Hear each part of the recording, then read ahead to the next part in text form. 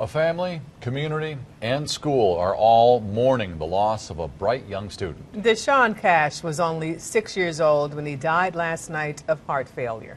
He never sat down. He was always playing, doing something. You can't call this child a little boy or a little kid. He stood taller than his classmates and was big not only in stature, but also in his creativity and joy of living. Never get him to stand still. He's very driven. He taught himself to ride his own bike without training wheels, and he taught himself to tie his own shoes. He taught himself to break dance on his head. So he definitely wasn't afraid to go for what he wanted. Rachel Hill followed doctor's orders to limit Sean's limitless exuberance. At 2 weeks of age, he was diagnosed with a critical heart condition. It's hypertrophic caridomyopathy.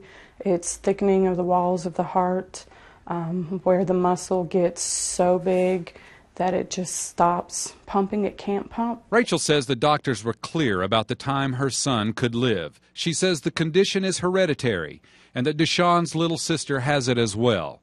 She says the family did its best against the odds. We try to make them rest and keep them hydrated. We made sure the school and the Boys and Girls Club were really well aware of his condition and to keep an eye on him, and they did a great job with doing that. My heart just sank.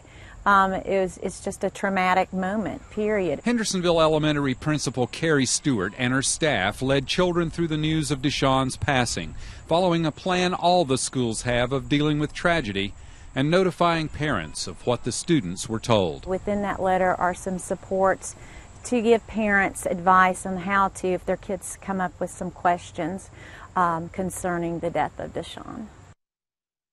Hendersonville's Relate Church is accepting donations to help the parents and their 7 surviving children. Go to our website and we'll link you to the church.